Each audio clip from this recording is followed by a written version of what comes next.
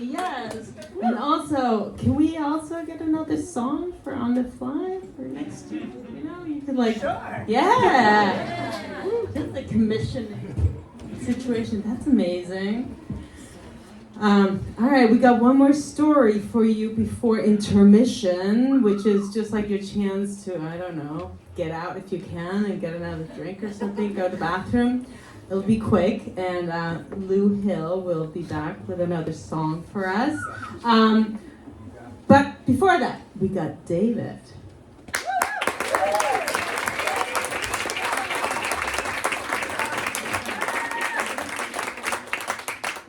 Thank you. Thank you so much to Christina and Caitlin for doing this. So thank you for that. It's amazing. Hi, everybody. My dad really hated having a lawn. We lived in Woodstock, and he didn't feel that it was really fair for people to expect him to mow the lawn. And our house was like the one on the street where the grass was always this long, and like the backyard was like really bad. It was like Magic Meadow, and all the other houses were like really neat, and all the neighbors were kind of nice about it. But my mom actually really hated it, and she used to say, you gotta mow the lawn, you gotta call David to mow the lawn, it looks like Appalachia. So and my dad was a real character. He felt like he just wanted the lawn. He used to say, I just like it natural, but we thought that was just code for he didn't want to mow it. And he really wanted our house to have more of like a southwestern vibe. And so on his 78th birthday, we took him out to Chinese food, which like made him so happy. And we're sitting there, and my mom starts talking about the lawn. And one thing I have to tell you is that my mom has dementia, and so at this point it was already pretty far along. So she would go outside at home, notice that the lawn was long, come back in and say, Daniel, you gotta mow the lawn, it looks terrible. And then like 10 minutes later go out and notice it again and tell him again, because she's always noticing things for the first time. So we're at Chinese food and we're talking about the lawn, and he says, oh, David, can you come over next week and mow the lawn? So I'm with Lewis, and we're like, of course we will. So Lewis is 8 at the time, and we go over the next Saturday, and we are getting the lawnmower out of the car, because this is like Lewis's job, and they have their own lawnmower. And my mom comes running out of the house, and she says, oh, I'm so glad you guys are here. Your father is sleeping, and I just got to wake him up, and he'll be so happy to see you. And Lewis gets the lawnmower out, and they start mowing. They mow one strip on the lawn. And then my mom comes back outside, and I expect her to say it all over again. Oh, I'm so glad you guys are here. But instead, she says, I couldn't wake up your father. And she seems really scared. And I'm like, don't worry about it. He's fine. He sleeps all day. He was like sick a lot. And so I run into the house. Lewis runs in behind me. I go into the bedroom. The door is closed. I like burst in like, I'm on some kind of TV show. And he's lying there in bed. And he's got one arm hanging off the bed like this, and he's not wearing a shirt, and his body is completely white, and I'm like, he's fucking dead. And he was gone. And it was like I felt the need to do this performance of trying to wake him up, even though I knew there was no waking him up. And so I shook him, and I said, Dad, Dad, Dad, Dad, Dad. And of course he didn't wake up, he was gone. And I looked at Lewis, and Lewis said, what do we do? And I said, I think we have to call 911. And Lewis said, can I call? And I said, no, I think I have to call. So I called 911. Lewis disappeared.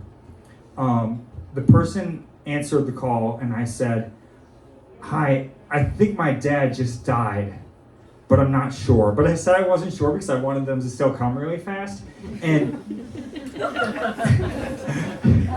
so I go outside of the bedroom, and Lewis has gone and gotten the landline phone and is calling my partner Ever on the phone and is saying, Grandpa died, you have to come. And I somehow, everything becomes kind of a blur, but I started talking on the phone to Ever, and they said, should I come? I said, you gotta come right away.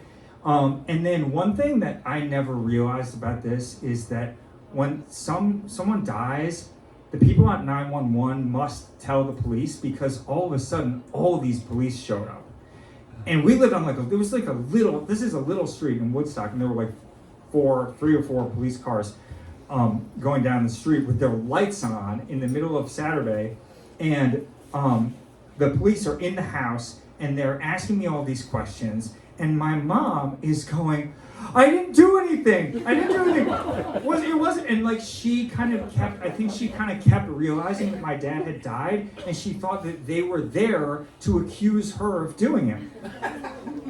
And Lewis was really amazing. He was kind of like helping her and kind of handling business, and I'm like talking to the police, and then Ever showed up, and the investigator they said we have to do an investigation.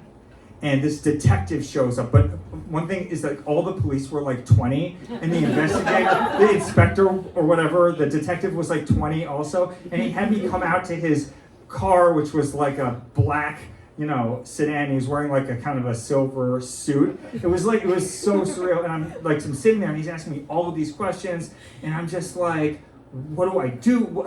What is going to happen now? And he's like, well, I have to keep asking you these questions, and then you can call the funeral director. So finally, he goes in, he puts on rubber gloves, and the detective goes in, he does his investigation, he determines that there was no foul play. And then meanwhile, my mom is still asking all the police officers who are just kind of mulling around the house, oh, I didn't do anything, it wasn't me. And oh, no. Gradually they all leave, and Ever and Lewis leaves, and then the funeral director showed up, who, like, the funeral directors are like these amazing people, and just kind of handled everything and explained to me what was going to happen, and somehow got my dad seamlessly out of the house on some kind of dolly and into what was actually like a luxury SUV. Like, it doesn't look like a hearse anymore. It just looks like a nice car. And then all of a sudden I was left alone with my mom. And we're in the house. And I said to her, Mom, I don't think you should stay here tonight. I think you should come over to my house. And she looks at me with like compassion and sympathy. And she says, you're a really nice person, but I'm not looking for that kind of relationship.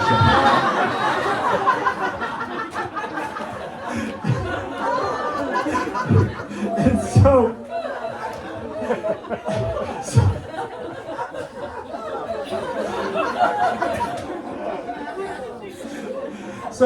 I said to her, okay, well, do you want to just have coffee? And she said, yeah, let's have coffee. And so I slept on that couch that night in my childhood home. And then in the morning, instead of mowing the lawn, I left that one strip that Lewis had mowed still there I never mowed it. I just wanted to leave it natural. Thank you.